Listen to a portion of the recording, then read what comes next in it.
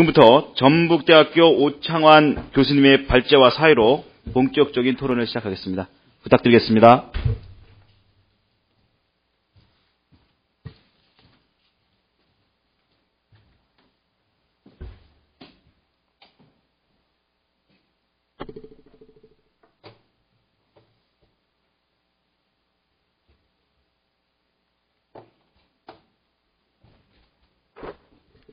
예, 방금 소개받은 전북대 오창환 교수입니다. 오늘은 제가 이제 발제를 제가 한 것만이 아니라 오늘 그 토론해 주실 분들이 연구한 자료, 저희가 이 연구는 기상청, 소방방재청의 지원을 받아서 한 연구 결과들입니다. 그래서 이런 것들을 제가 소개를 해드리는 발제 형식이 되겠습니다. 그 다음에 그 내용에 대해서 우리 토론자분들이 각자 연구하신 부분을 설명을 해 들으실 테고요. 그 설명 중간에 질문 있으신 분은 질문을 해주시고 답을 해드리는 그런 방향으로 진행하고자 합니다. 질문이 너무 많을 경우에는 좀 뒤로 미뤄지겠지만 질문이 많지 않을 경우에는 토론과 질문을 동시에 진행하도록 하겠습니다. 그럼 먼저 저희가 오늘 말씀드릴 내용은 백두산의 전조현상 관측 및 모니터링을 첫 번째로 말씀을 드리고 두 번째로는 화산에 의한 자연적인 피해, 화산 이류, 그 다음에 화산 홍수에 대해서 말씀을 드리겠습니다. 그 다음으로는 이런 것에 의한 경제 사회적인 피해를 말씀을 드리고 마지막으로는 이런 것들이 국제 정치적으로는 어떠한 문제를 발생시킬 것인가 말씀을 드리도록 하겠습니다. 이 백두산이라는 것은 아까 의원님이 얘기하신 것처럼 어떤 우리나라의 산업 적인 면에서 특히 경제적인 면에서도 문제를 일으킬 수 있지만 만약에 굉장히 큰 폭발이 일어났을 때는 정치적인 문제까지로도 비화될 수가 있을 수도 있다. 그러니까 백두산을 연구할 때 이제 역사적으로 굉장히 재미난 포인트가 하나 있죠. 과연 발해의 멸망이 백두산 폭발과 연결이 될 수 있겠느냐, 없겠느냐?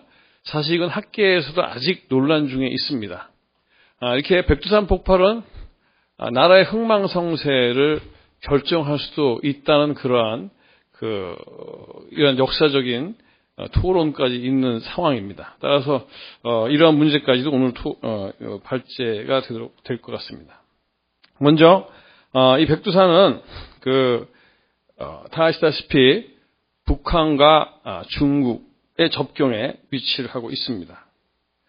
그래서 이제 969년경에 이건 정확하지 않습니다. 약간씩 차이가 있습니다만 이때 굉장히 강력한 폭발, 제4기에 전 세계에서 두 번째로 큰 폭발이 백두산에서 일어났다고 얘기가 되어 있고요.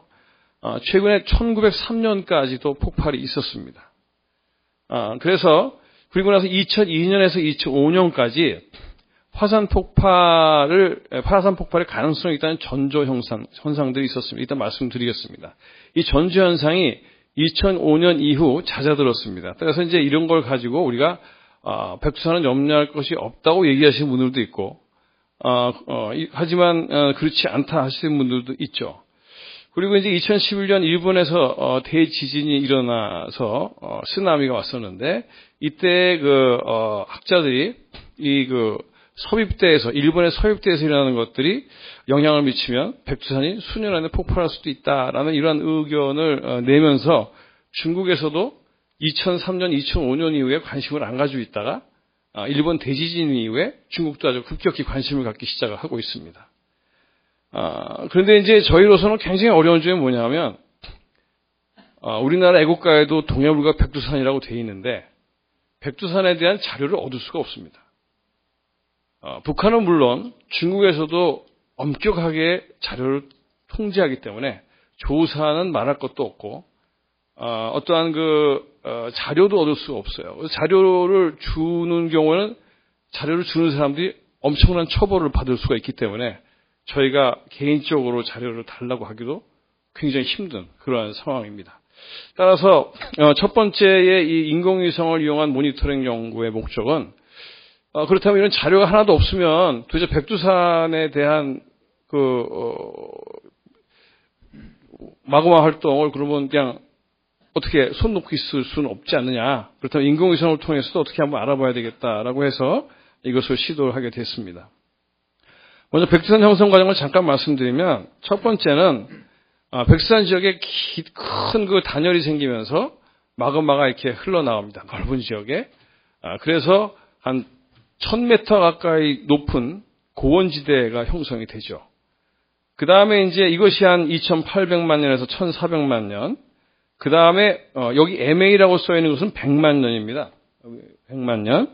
여기 그 500에서 200만 년 사이에 그 위에 한 1000m 그 고지 위에 지금 보시면 제주도와 같은 순상화산이 만들어집니다. 그리고 이제 점점 화산의 성질이 폭발성으로 바뀌면서 6천만 년에서 한 900만 년 사이에 일본의 후지와 같은 원추형 화산이 나오죠. 폭발과 마그마 용암의 흐름을 반복하면서 이런 원추형으로 만들어지고 이제 그 최근에 들어서 지질학적으로는 최근이라는 건 969년은 굉장히 최근입니다. 이때 이제 격렬한 폭발을 하면서 백두산의 꼭대기가 얼마나 날아가는지 모르지만 수백 미터가 날아갔다는 얘기를 합니다. 그리고 그 후에도 작은 폭발이 계속돼서 1903년까지 이 폭발이 지속이 됐습니다. 이게 이제 그 북한 쪽에서 바라본 백두산인데요. 백두산이라고 우리나라에서 부르는 이유는 이때 960년경에 폭발한 엄청난 화산에서 만들어진 화산재가 편서풍을 타고 동쪽으로 일본까지 날아가게 됩니다. 그러다 보니까 이러한 화산재가 북한 쪽에 다 쌓여 있게 되죠. 그래서 북한에서 바라보면 1년 사시사철 하얗게 보입니다. 이 화산재 때문에. 그래서 우리나라는 그래서 백두산, 머리가 하얀 산이다. 이것은 마지막 폭발을 했던 화산재들이 많이 쌓여서 그렇게 된 겁니다. 여기 보시면은 이제 그 백두산이 폭발을 해서 일본까지 영향을 준 것이 나왔고요. 울릉도도 역시 일본에까지 화산재가 공급이 됩니다. 그리고 이제 또 재미난 것은 뭐냐면 그 우리는 지금 오늘은 백두산이 주제입니다만 백두산하면 관심을 많이 갖고 있지만 백두산만이 아니라 일본에서 터진 화산도 굉장히 규모가 클 경우에는 이 선을 따라서 한반도까지 영향을 줄 수 있습니다. 그 다음에 저쪽 왼쪽을 보시면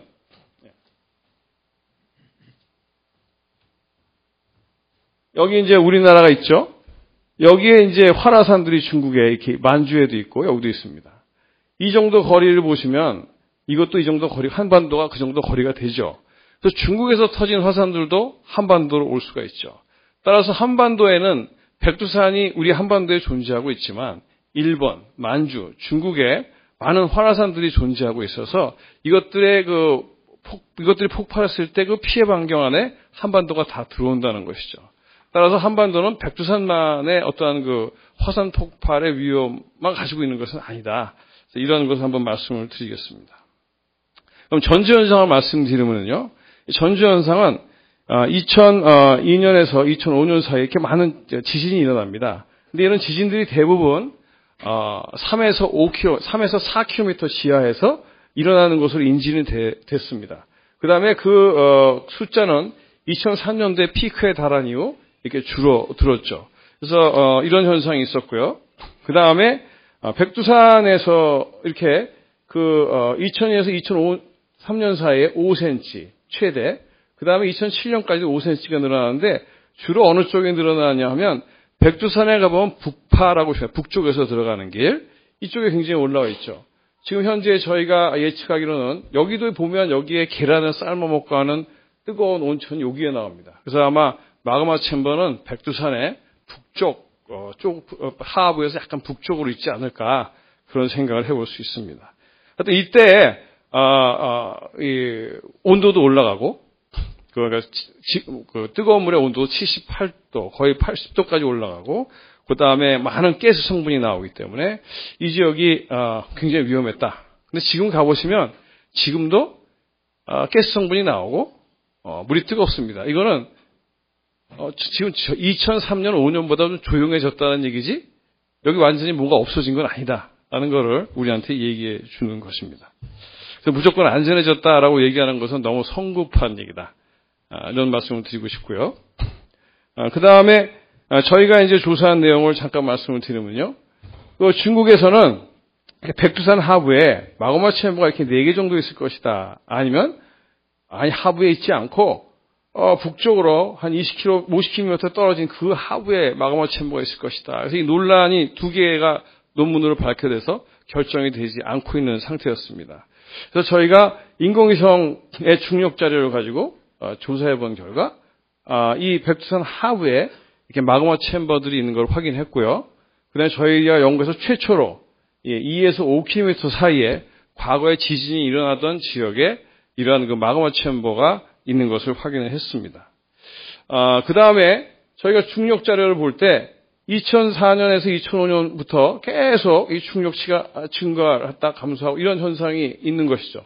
이게 지진은 줄어들었지만 중력값은 계속 변하고 있다는 것은 백두산 하부에서 뭔가를 움직이고 있는데 과연 이것이 뭔가 하는 것은 뭔가는 아직 우리가 인지하지 못했지만 뭔가가 지금 있는 겁니다. 그래서 여기에 대한 연구를 우리가 좀 계속 해봐야 진짜 이 화산이 얼마큼 위험한가를 판단할 수 있을 거로 생각이 됩니다. 여기까지가 이제 우리가 인공위성을 이용한 전조현상을 좀 연구하는 데서 말씀드렸고요.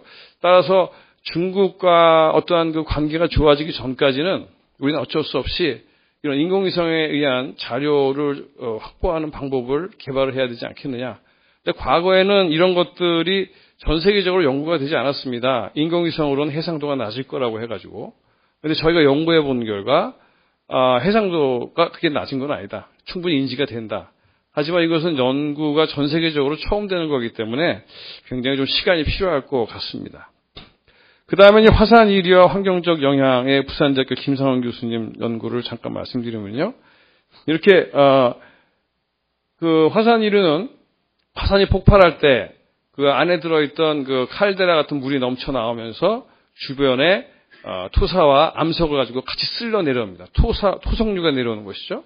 또 하나는 이렇게 비가 너무 많이 오거나 이럴 때 토양에 주변에 쌓여있던 그 화산재 층에 물이 들어가가지고 유동성을 갖게 되면서 흘러내려오는 이러한 그 2차적인 그러한 그 화산 이류도 있습니다.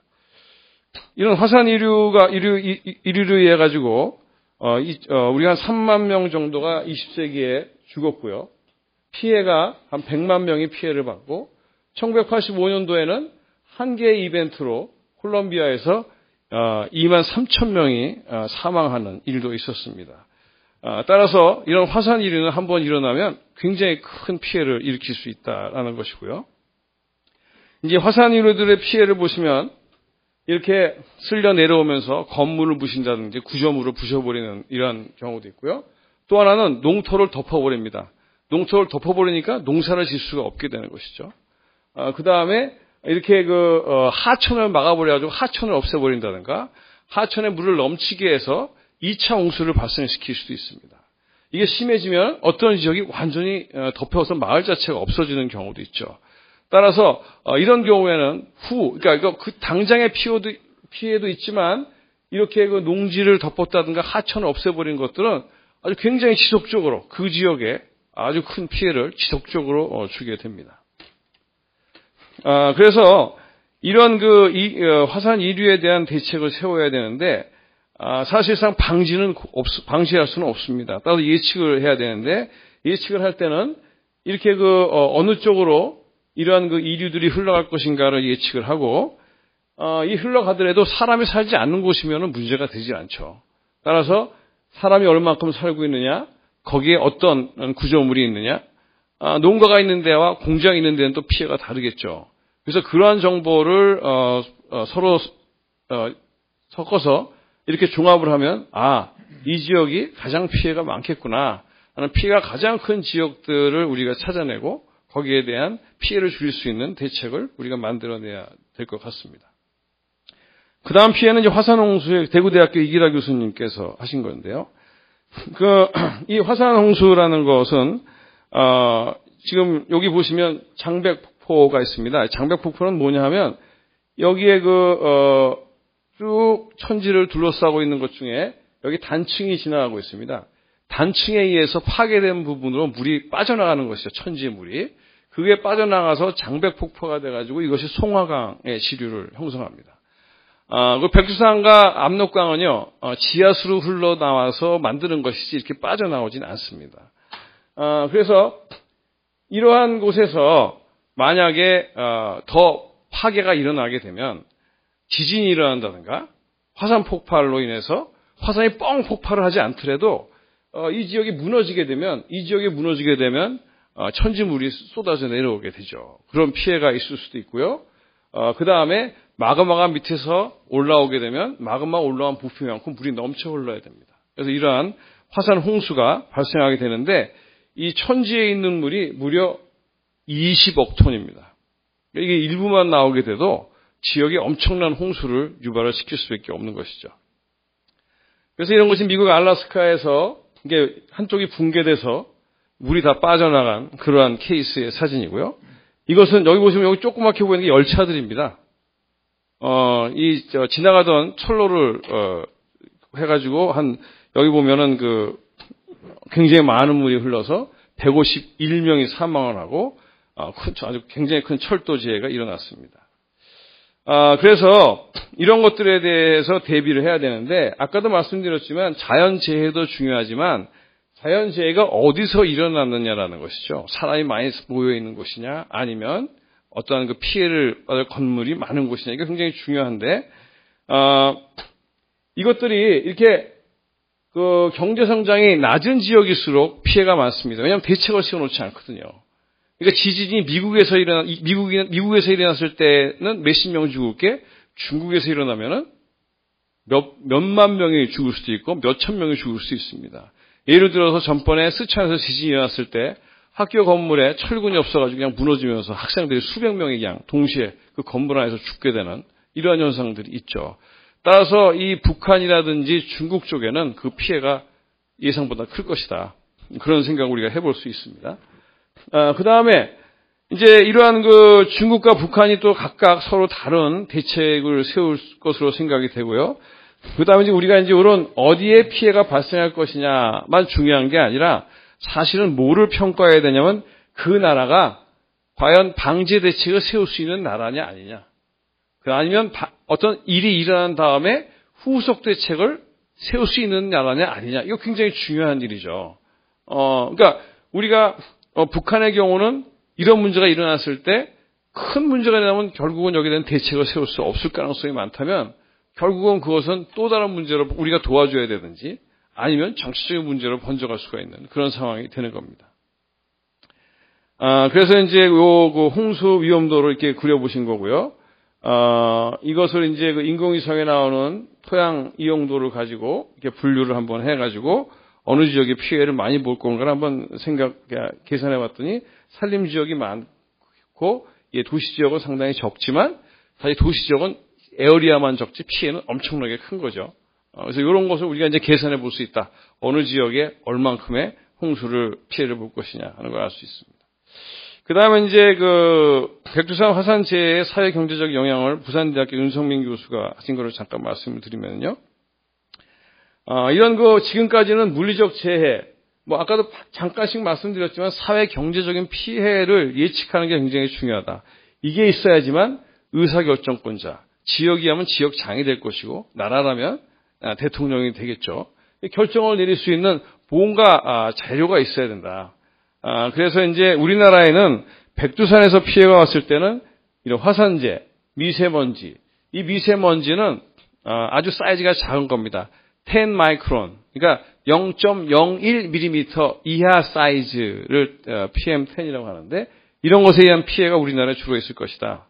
그래서 우리나라에 오게 되면 이런 일이 터지게 되면 항공기나 여객기, 기차 이런 교통의 대란이 나고 이런 피해가 발생할 것이고 많은 사람들이 건강 피해를 입을 것이고 이런 태양빛이 적게 들어오면서 냉해로 해서 식물이 생장이 지장을 받을 것이고 그다음에 가축들이 호흡 문제나 어떤 축사 붕괴, 초지 피해 이런 것들이 있을 수 있습니다. 또 산업에서도 정밀 산업이라든지 조선 자동차 이런 많은 그다음에 이제 레저 스포츠 사업도 피해를 볼 것이고요. 그 다음에 뭐 상수도 오염이나 정전도 발생할 수가 있고 이런 여러 가지 피해가 발생할 수 있습니다. 그래서 이제 연구하신 결과를 보면 봄, 여름에는 피해가 적지만 가을에는 우리나라의 강원도와 경상도 일부가 요거는 이제 굉장히 가장 큰 규모의 피해가 발생했을 때인데 겨울에 분화하면 상당히 우리나라의 많은 쪽, 그러니까 아까 얘기하신 대로 강원도, 그다음에 경상도 이쪽이 피해 대상이 됩니다. 요거는 시뮬레이션 시간별에 따라서 여기 보시면 시간들이 있습니다. 시간별에 따라서 우리나라에 피해를 주고 이제 벗어 나가는 그러한 그림. 그래서 이제 24시간 정도가 됐을 때 이 VE7 7급 정도가 됐을 때 이렇게 우리나라의 동해안 그러니까 강원도와 경상도가 그 피해 지역이 될 것이다라는 얘기고요. 농도 거기서도 농도가 이 빨갈수록 많은 것이죠. 요런 지역에는 좀 낮지만 농도를 표시하고 있습니다. 그래서 항공산업에 대한 경제적 피해를 좀 더 정확히 한번 좀 더 자세히 조사하셨는데요. 우리나라의 그 공항들의 위치고요. 이렇게 됐을 때 어떤 일이 벌어지냐? 이 비행장들은 비행 금지 구역이 될 것 같다는 겁니다. 그렇게 해서 오늘 제가 넘어가겠습니다. 그렇게 해서 피해가 이런 6 정도의 화산이 터지면은 이거 전부 뭐 생산, 수입, 부가가치 이런 거 전부 이제 합쳐보면 한 70억 정도. 만약에 7일 때는 한 80억 정도. 이게 교통에만 해당되는 것이니까 농사나 아니면 산업 이런 걸 모두 다 포함하면 상당히 많은 규모로 늘어날 걸로 예상이 됩니다. 그래서 이제 산업 부분에서도 영향을 받을 수 있는 것이 디스플레이 같은 건 불량률이 증가를 하고요. 반도체 같은 것은 여과 장치를 많이 써야 되기 때문에 추가 비용이 발생할 것이고, 철강, 석유화학은 뭐 마무리 포장 작업에 따른 추가 비용이 발생할 것이고, 자동차는 도장 불량률 뭐 이런 것들 여러 가지 문제, 조선도 옥외 도장 시 문제가 발생할 것이고, 기계는 공정 과정에 미세한 먼지가 침투해서 문제가 발생할 것이고, 이러한 그 산업적으로도 상당히 많은 문제가 발생할 것이다라는 연구를 하셨고요. 그래서 이제 필요한 것은 경제적인 피해 예측 프로그램을 만들어야 된다 이런 말씀을 하셨습니다. 그래서 이렇게 어떤 그 목적별로 취약도 함수를 만들어서 직접 피해액을 계산하고 이것들이 간접적으로 산업에 어떤 피해를 줄 수 있는가를 계산해서 전체적으로 어떤 피해가 날 수 있는가, 피해에 대한 보고서와 지도로 어느 지역이 얼마큼 피해받을 수 있는가라는 걸 보여줄 수 있게 되면 아마 어떤 그 결정권자들이 결정하기 참 편할 것이다. 그런 말씀을 하셨고요. 그 다음에 마지막으로 한국외국어대학교 정기용 교수님께서 백두산 분화와 북한 급변 사태 대비 필요성의 제기, 주변국가의 관계를 중심으로 한 연구를 해주셨습니다. 여러 가지 상황에 따라서 대응책과 해결 방향이 달라집니다. 폭발 상황이 얼만큼이냐, 그 다음에 어떻게 일어나느냐에 따라 가지고 국가가 대응해야 되는 것들이 굉장히 달라지게 되는데, 이런 것들은 그러니까 아주 조그맣게 터져가지고 별로 대응하지 않아도 될 경우도 있고, 아주 크게 터져서 북한의 정치적인 어떠한 그 어려움까지도 예상할 수 있는 큰 것까지. 그러니까 우리는 그 모든 시나리오를 가지고 있어야 된다는 것이죠. 그래서 이 백두산 폭발에 대해서는 이해는 서로 다 다릅니다. 뭐 중국, 북한, 한국, 일본 다 이게 다른데, 이 사람들이 만약에 백두산이 폭발했을 때 어떻게 협조할 것이냐, 이건 굉장히 큰 어려움이죠. 그래서 그런 것에 대한 어떤 협조 체제가 구축되어 있어야 된다는 것이죠. 그 다음에 특히 백두산의 4분의 3을 차지하고 있는 중국과는 긴밀한 협조를 해야 된다. 그래서 저희가 이제 협조를 시작을 했지만 사실상은 지금은 아주 미약한 협조입니다. 이번에 저도 중국에 갔다 왔지만 화산 근처에서는 샘플도 아직은 하지도 못하게 합니다. 자료를 주지도 않죠. 지진계 설치는 할 수도 없는 상태고. 그래서 이런 것들을 정부에서 좀 신경을 써야 될 때다. 그 다음에 이제 이러한 주변에 발생하는 간접적 피해에 대한 대책들, 다른 나라들은 항공 운송 수단에 문제가 생기겠지만, 직접적인 것은 만약에 북한의 정치가 굉장히 불안해질 경우에는 아시아 전체적으로 굉장히 어려운 상황이 발생할 수도 있다. 이런 것도 대책을 세워야 되겠다는 말씀을 해주셨어요.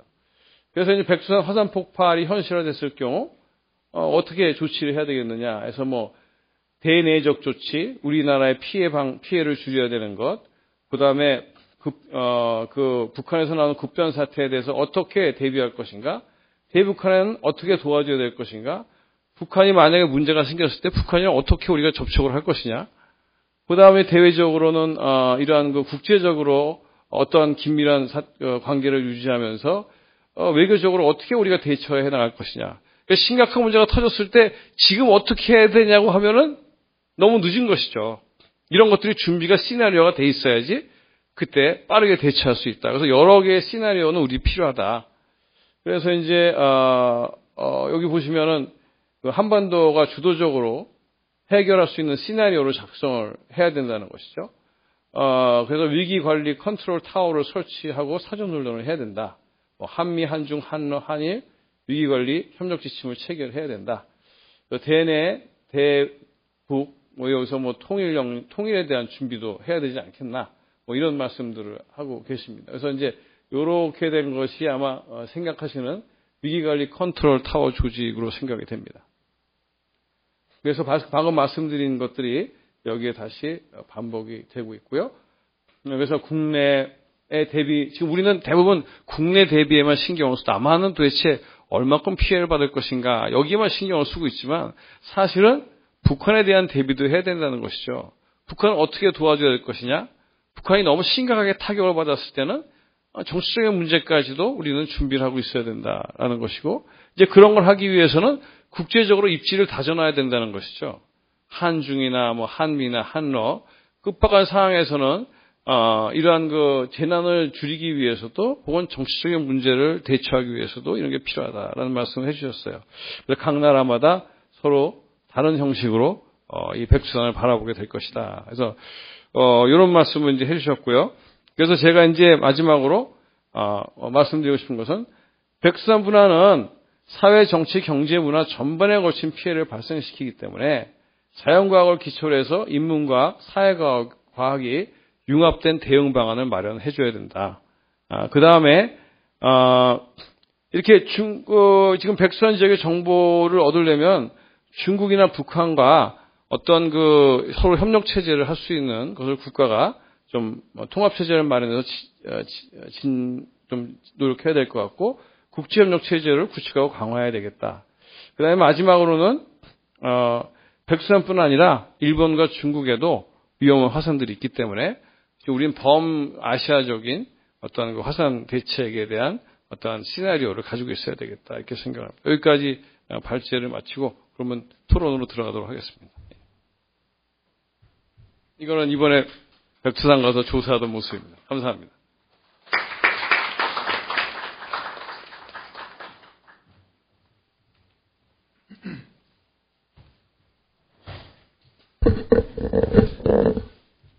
그러면 지금부터는 아까 각 분야에 대해서 발표하신 분들이 좀 더 자세한 설명을 해 주시고요.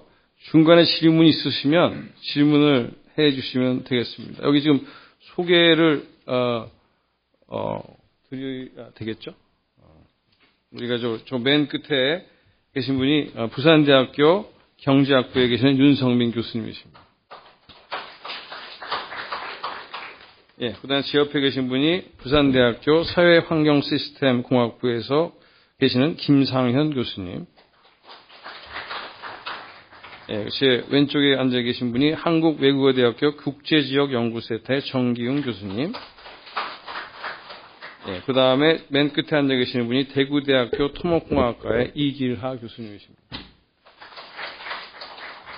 예, 그러면은, 먼저, 아까 순서에 따라가지고, 화산 이류부터 먼저, 토론에 들어가도록 하겠습니다. 김상현 교수님이 좀 말씀 좀 해주시죠.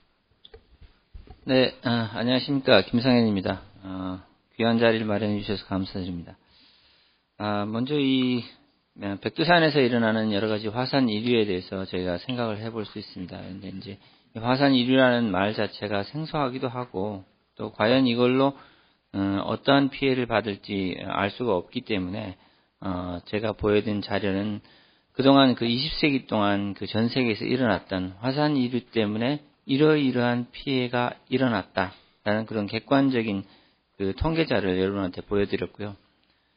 그런 통계 자료에 의하면 약 한 피해는 100만 명 정도의 사람들이 피해가 있고 화산 이류로 인해서 일어나는 현상은 순간적인 현상이 아닌 상당히 지속적으로 일어나는 그런 현상이다. 그리고 지역에 오랫동안 그런 효과가 지속되고 있다. 그런 말씀을 드릴 수 있겠습니다. 저희가 이제 지난 연구를 통해서 부분적으로 해보긴 했지만요. 그런 부분적인 연구에 의하면 백두산에서 이제 분화가 일어날 경우 가장 높은 화산 이류의 발생 그 대상 지역은 이도 백하라는 약간 중국 쪽으로 많이 흘러가게 되어 있습니다. 그러나 이와 같은 시뮬레이션 결과는 한정된 가정을 가지고 일어나는 것이고요. 경우에 따라서 분화가 북쪽으로 일어나지 않고 그 북한 쪽으로 일어났을 때 북한 쪽에서 일정 봉우리가 부서지면은 거기서 화산 이류가 발생해서 북쪽으로도 피해가 가능하다. 그런 말씀은 드릴 수 있겠습니다. 그런 가능성을 완전히 배제할 수는 없습니다. 현재로서 화산 이류에 대한 저희가 연구할 수 있는 그런 환경은요. 사실상 인공위성 조금 전에 우리 오 교수님께서 말씀하셨지만 인공위성에서 받은 데이터를 근거로 하는 수치 지형 모양에 의한 시뮬레이션이 저희가 할 수 있는 것은 모든 것이 다입니다. 그리고 그 시뮬레이션에 대한 여러 가지 수치는 지금까지 연구되어 있던 많은 연구자들의 그 어떤 수치, 그런 수식에 근거해가지고 우리가 추정하는 연구에 불과하고요. 그것을 검증하기에는 사실상 조금 어려운 부분이 있습니다. 그렇지만 이러한 부분을 여러 가지 시나리오를 가지고 해석을 해봄으로써 가능한 한 여러 가지 경우를 우리가 상정을 해가지고 그 결과들을 도출하고 그 결과에 의해서 우리가 대책을 수립해 간다면 보다 합리적인 그런 화산 이류, 백두산 폭발에 대한 것에는 대책이 되지 않을까 그렇게 생각이 듭니다. 아까 우리 오 교수님께서 잠깐 발표를 해주셨지만요. 지금 보시는 그런 화산 이류하고 관련해 가지고 궁금한 점이 있으시면 패널분이나 아니면 우리 방청객 여러분께서도 질문 주시면 제가 아는 한 성실하게 답변해 드리겠습니다. 화산 이류가 북쪽에 중국 측의 이도백화라는 쪽이 있죠. 그 장백폭포 쪽으로 북쪽으로 가면 그쪽으로 이제 주로 발생할 것이라고 생각했지만 사실상은 사방으로 다 북한 지역이나 중국 그렇죠? 네. 모든 지역으로 다 발생할 수가 있는 시뮬레이션이 나왔는데 지금은 이제 그것을 안타깝게도 제한된 자료로 지금 이제 예측하고 있는 한계점은 있습니다만 아마 제한된다 하더라도 어느 정도의 신빙성을 가지고 있는 것이죠. 네. 예. 혹시 여기 질문 혹시 있으십니까?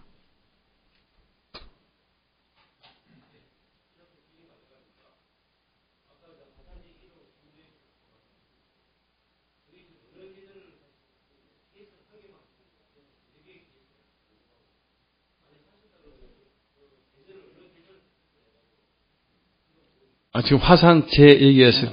화산재는 화산재는 이따 윤 교수님 발표하실 때 네. 그때 한번 답변을 해주시죠. 예. 먼저 지금은 일단은 그 화산 이류에 대해서 한번 얘기해 주시고 이따가 이제 윤 교수님이 거기에 대해서 답변해 주실 겁니다. 예. 좀 다릅니다. 화산 이류는 이제 화산에서 나온 분출물하고 그 물과 합쳐져 가지고 그런 토속류 같은 것이 흐르는 거고요. 기본적으로 표면을 따라서 그 밀도류가 발생되는 현상이기 때문에 재하고는 다르고요. 계절적인 영향을 말씀드리면 여름에 강우가 집중적으로 왔을 때 화산 이류에 의한 2차 피해가 우려될 수는 있습니다. 그런 거는 우리가 시뮬레이션을 통해서 좀 더 확장적으로 연구를 해야 될 필요성은 있습니다. 그러니까 이거는 이제 주변에 화산재나 이런 것들이 물을 먹게 되면 유동성을 가지고 흐르게 되죠. 그래서 아주 그 물과 함께 토사가 흘러내려와서 어느 지역을 다 덮어버리는 그러한 현상입니다. 또 다른 질문 있으십니까? 그럼 일단은 다음으로 또 진행을 하고 그간에 또 질문 있으시면 또 해주시기 바랍니다. 다음에 화산 홍수에 대해서 우리 대구대학교의 이기라 교수님. 대구대학교 이기라라고 합니다. 저는 화산 홍수를 담당하게 됐는데요. 기본적으로 세계 일반적인 화산과는 달리 백두산에는 독특하게 천지라는 20억 톤의 물을 담고 있는 칼데라 호수가 있습니다. 그리고 많은 칼데라 호수가 존재합니다만은 실제로 거기에는 물이 비어 있거나 일부만 담겨 있거나 가득 차서 있는 형태가 되는데, 백두산은 독특하게 물이 거의 20억 톤이라는 가득 차 있는 형태로 존재하는 칼데라 홍수이기 때문에 화산 분화가 일어나든 일어나지 않든 어떤 에너지나 충격에 의해서 홍수가 충분히 발생할 수 있는 지역입니다. 그래서 제가 수자원을 전공하게 됨에도 불구하고 이 화산 분화의 어떤 그 일부를 담당하게 되었는데요. 기본적으로는 외국의 기존의 화산 분화에 의해 가지고 화산 홍수의 피해를 입은 지역은 아까 오창환 교수님께서 설명하실 때 일부 잠깐 설명을 드렸습니다만은 미국 알래스카에 있는 아낙착 홍수 같은 경우에는 현세에 일어난 게 아니라 과거에 일어났는데 그 칼데라 호수가 완전히 붕괴되었다는 지질학적 증거가 있습니다. 그 다음에 현세에 일어난 화산 홍수에 의해는 뉴질랜드의 루아페우 화산이 칼데라 홍수가 몇 미터 붕괴했음에도 불구하고 타이밍의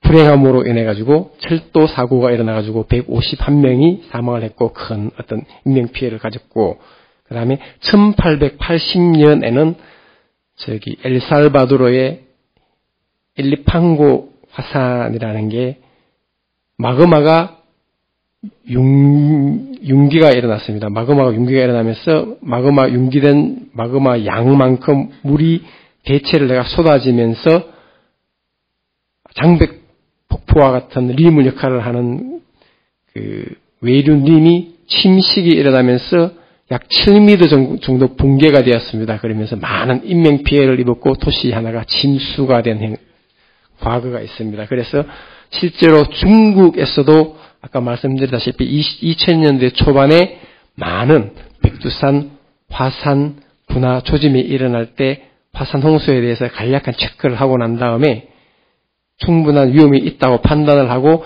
기존에 있던 어떤 관측소나 장비를 실제로 이동을 했습니다. 중국은. 그 다음에 그래서 저는 이제 화산 홍수를 연구를 하는데, 기본적으로 화산 홍수가 이루고 난 다음에 어떤 관측 자료가 없기 때문에 사실은 실제로 연구를 하는 데 있어서 약간 어려움이 있긴 했습니다만, 그래서 저는 시나리오 기반으로 이렇게 연구를 진행을 했습니다. 시나리오 기반을 연구를 했는데, 기본적으로 백두산에서 물이 나간다면, 그러니까 비가 오면 백두산에서 물이 나간다면 세 가지 하천으로 유역을 통해서 나갈 수 있습니다. 첫 번째가 중국 쪽의 송화강 유역, 두 번째가 북한 쪽과 중국을 접경을 닦고 있는 압록강 유역, 세 번째가 두만강 유역인데요. 기존에 1000년 전에 밀레니엄 이럽션 백두산 대분화가 발생할 당시에는 송화강 쪽으로 많은 피해가 있었고, 거기에 대한 여진족들의 중국 쪽에 전설들이 많이 남아 있습니다. 실제로 기록에는 어떤 피해를 이런 기록에는 구체적인 기록은 없고 큰 기록들만 남아 있지만은 구체적으로 전설에는 누가 어떤 피해를 입고 어떤 불행을 당했다는 전설들이 많이 기록에 남아 있다고 합니다. 그리고 압록강 유역이나 두만강 유역의 하구 쪽에는 그 화산재가 흘러내려온 잔해가 있습니다만은 그게 직접적으로 백두산에서 직접 흘러내려온 물인지 아닌지는 분명한 증거는 없고,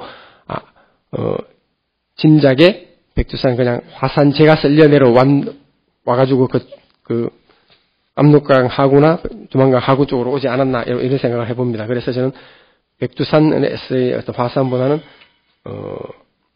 시나리오 기반의 화산 홍수를 한번 재현해 봤는데요. 기본적으로는 마그마가 융기가 돼가지고 물을 대체하는 경우가 있고, 동시에 장백폭포와 같은 림이 붕괴가 일어나는 경우가 있고, 그 다음에 대분화가 일어나면 천지에 있는 물이 전부 정발이 되어가지고 강우를 뿌리는 경우도 있다고 합니다. 그래서 그런 경우도 해봤는데,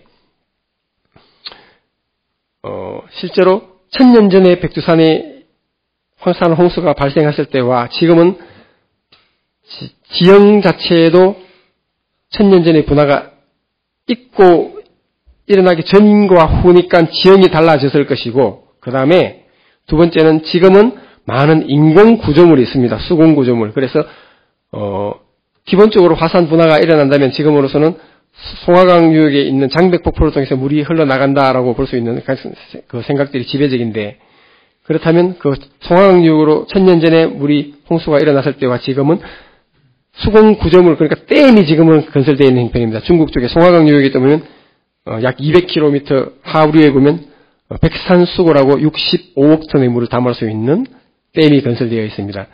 그리고 백두산에 있는 물은 20억 톤이기 때문에 총량이 다 흘러내려간다 하더라도 그 흘러내려가는 시간이 있기 때문에 백두산 분화가 일어나고 백산수고에 물이 100% 차 있다 하더라도 그 전에 관리와 운영이 가능하기 때문에 백산수고에서 거의 멈추는 형태가 시나리오의 어떤 그 결과를 나타냈고요.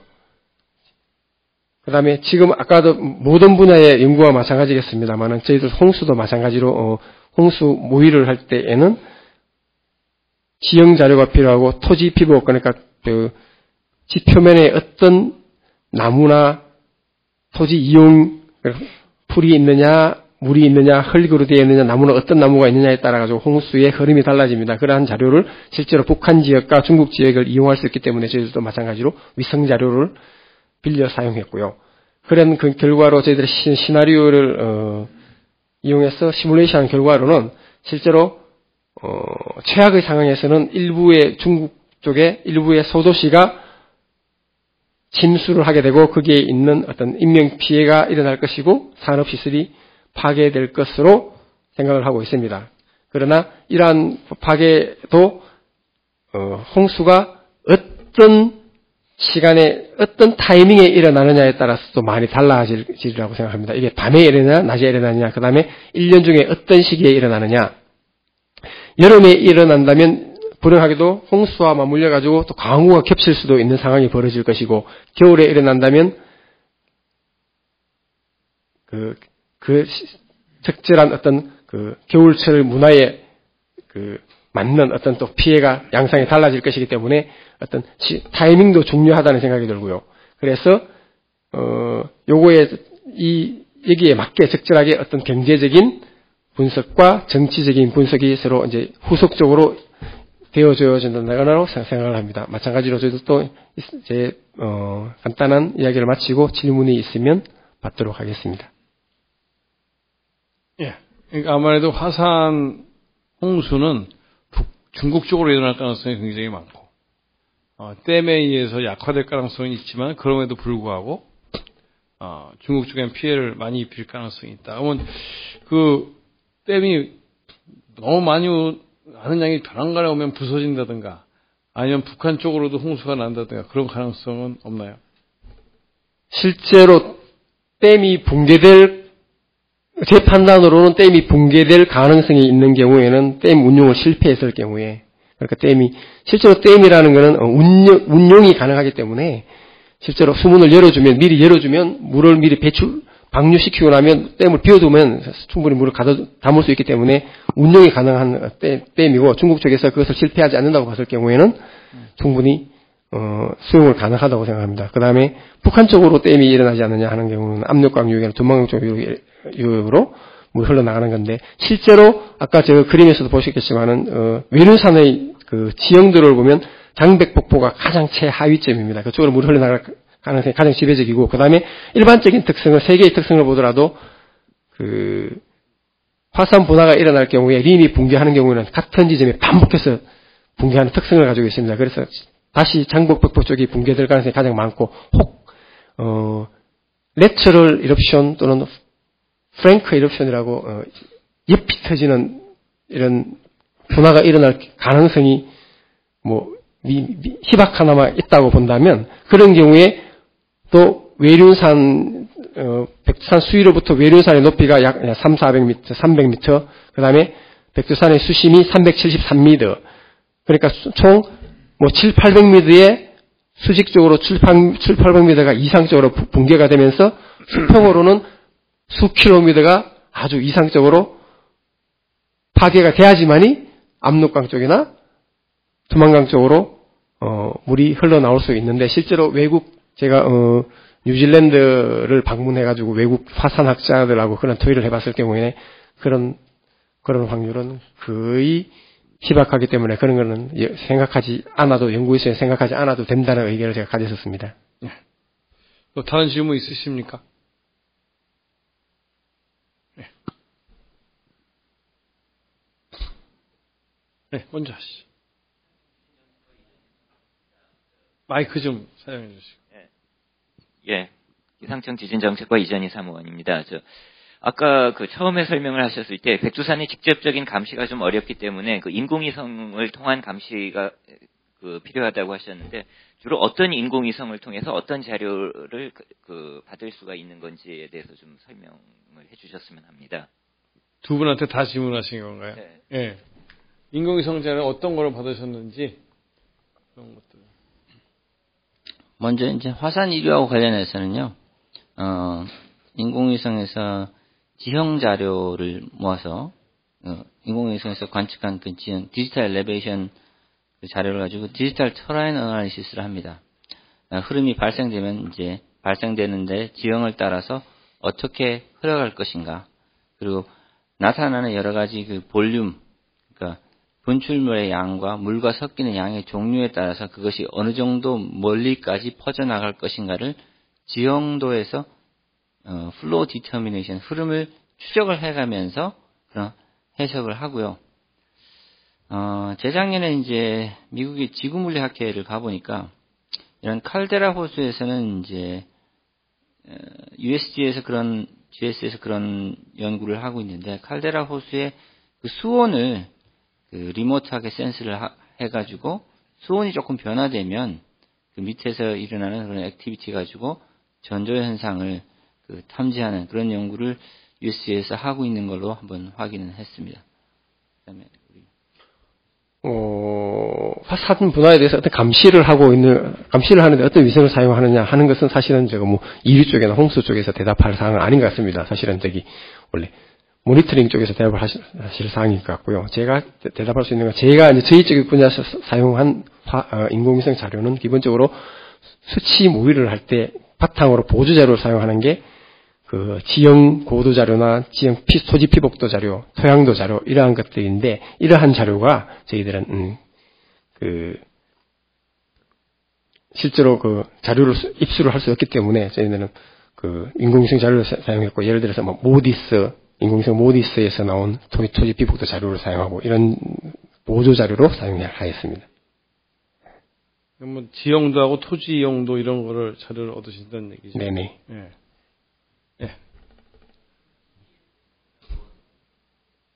네. 크게 GPS 자료이냐고 지금 질문하시는 거예요. GPS 자료는 교수님께서 답을 하셔야 돼요. GPS 자료는 아닌 것 같아요. 네, 여기서 지금 GPS 자료는 얘기 안 했었고요. 이제 GPS 자료는 저희가 오늘 얘기하지는 않았지만, 일반적으로 얼마큼 움직였느냐, 높아졌느냐, 낮아졌느냐, 아니면 전체적으로 어떤 움직임이 있느냐, 이런 것들을 아마 GPS로 측정할 수가 있을 겁니다. 그 다음에 아까 제가 말씀드린 거는 중력 자료를 활용하는 것이고, 많은 사람들이 아마 어떤 토포그래피의 변화를 중력으로 관찰하는 걸 지금 많이 하고 있을 겁니다. 네. 네, 그러면 세 번째로 넘어가도록 하겠습니다. 세 번째는 아까 경제적인 피해에 대해서 윤성민 교수님께서. 네.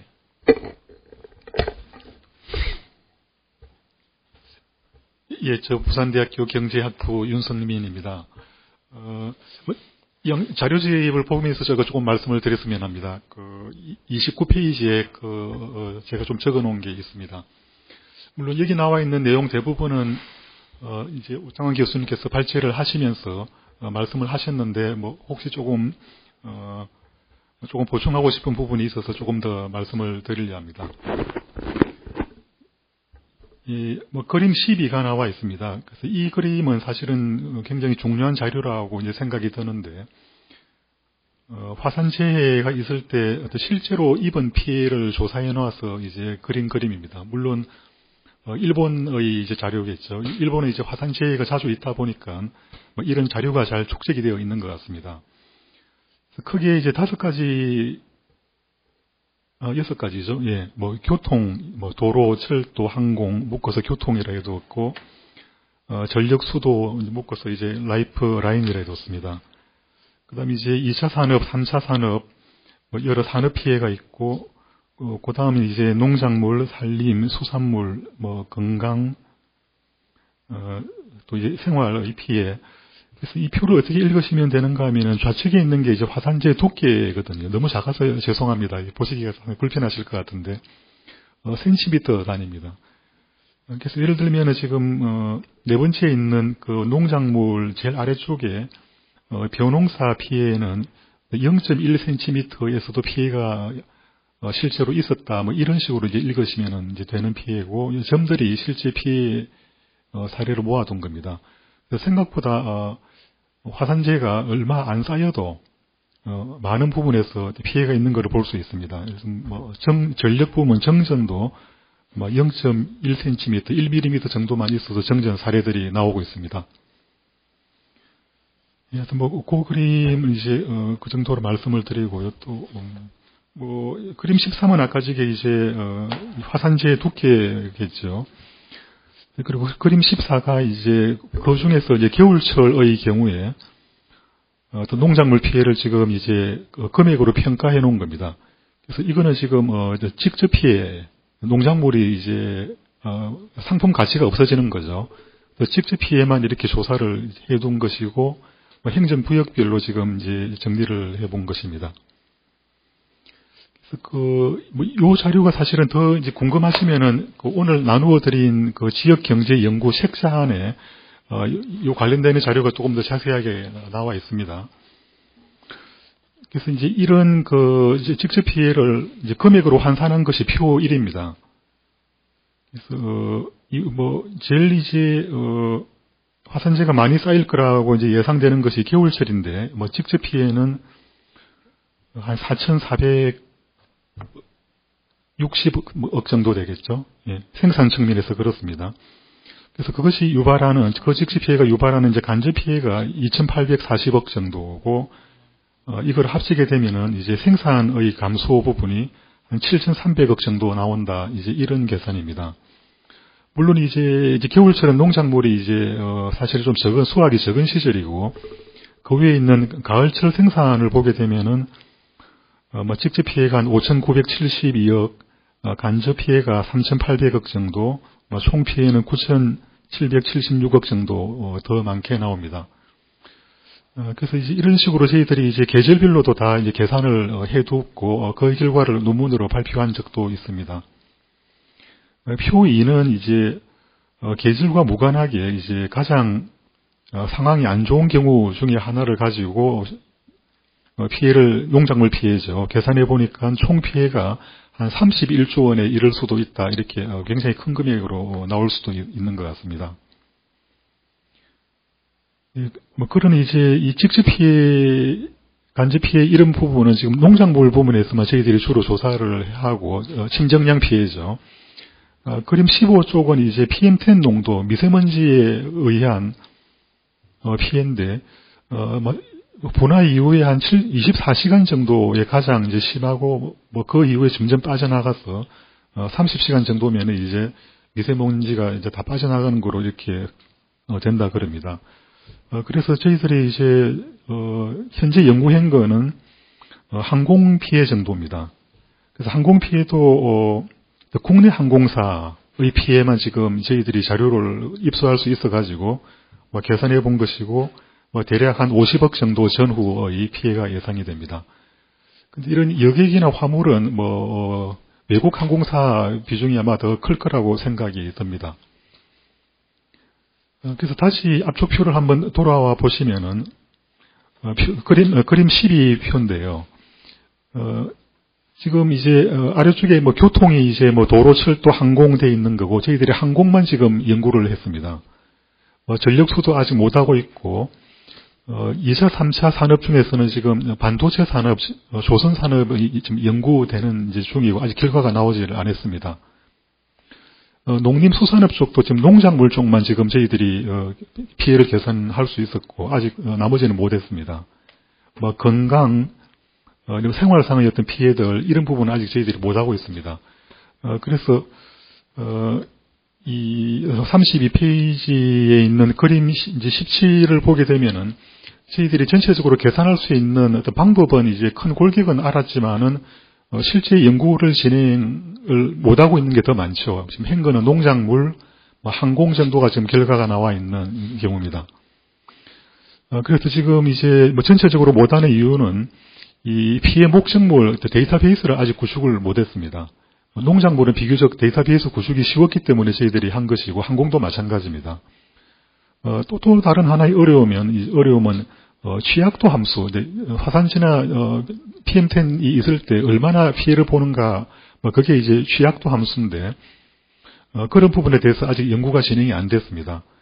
그래서 전체적인 뭐 계산 방법은 저희들이 이제 안다고 하더라도 이와 같은 이제 기초 자료들, 계산을 위한 이제 기본 자료들이 아직 준비가 안 됐기 때문에 뭐 실제 결과를 보여드릴 수 있는 거는 지금 농작물하고 항공산업 정도입니다.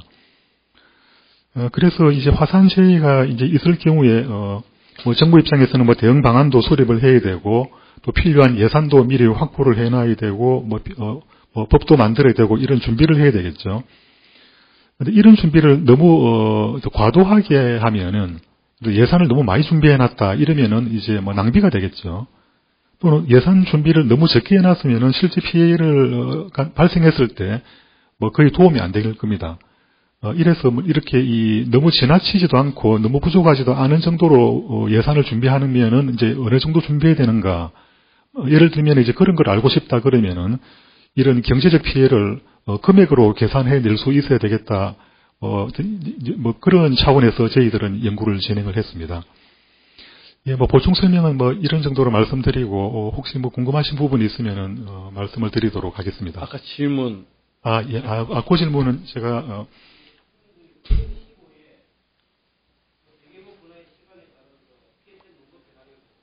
예.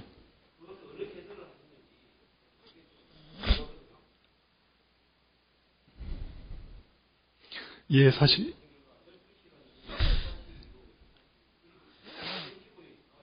예.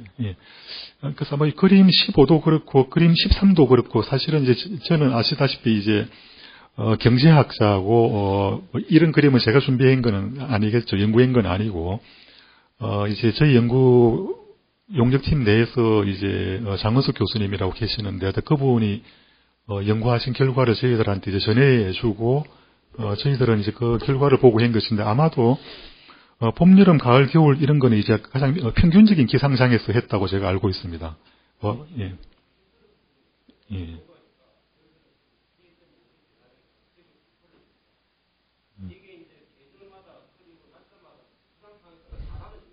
예, 그렇습니다. 예.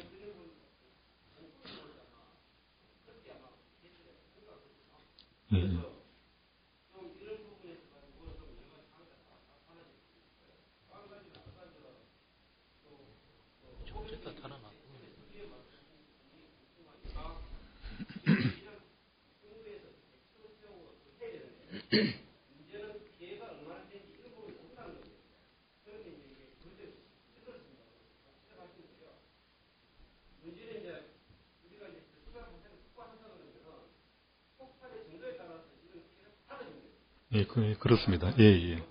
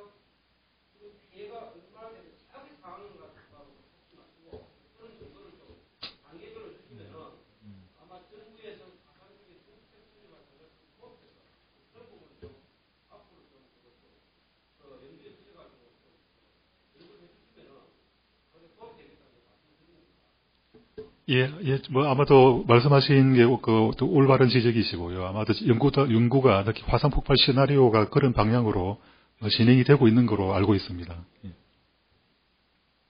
네, 그렇게 진행이 돼야 될 걸로 생각됩니다. 오늘 여기 아마 다른 데서도 아마 폭발 규모별로 아마 그런 자료는 만들고 있는 걸로 알고 있고요. 네, 오늘은 이제 최대 피해 주로 중점을 두신 거죠. 계절별 평균 정도 하고 이제 최악 케이스라고 생각되는 거 하나 정도 그래 말씀을 드렸습니다. 예, 그래서 그거는 이제 저희가 지금 모든 경우를 오늘은 다 보여드린 건 아니다. 그렇게 아시면 될 것 같습니다. 제가 질문자의 질문을 이해하면서 제가 더 질문을 하나 할게요. 저는 화산학자가 아니기 때문에 그런데 화산에 학습해서 화산 분화가 일어나느냐, 날 수 있느냐, 없느냐를 정확하게 타이밍을 얘기를 할 수 있는 방법이 있으며, 그 다음에 분화가 일어난다 할 때 VEI가 몇 초로 일어나느냐 얘기를 할 수 있는 방법이 지금 현재 존재하고 있습니까? 그런 방법이? 지금 화산은 어느 정도 폭발 바로 직전, 한 달이나 몇 달 전에 상당히 예측을 성공적으로 한 케이스가 몇 개가 있어요. 왜냐하면 굉장히 많은 전조현상이 많이 일어나기 때문에.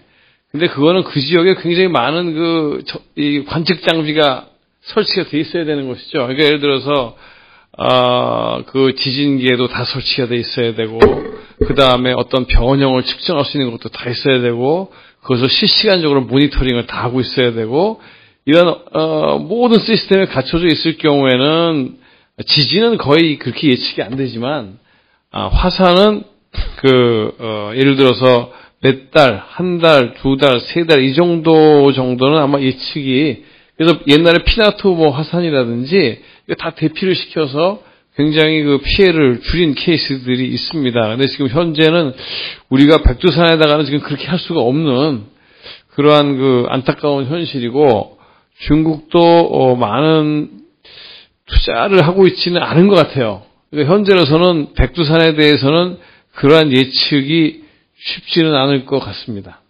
규모는요? 규모.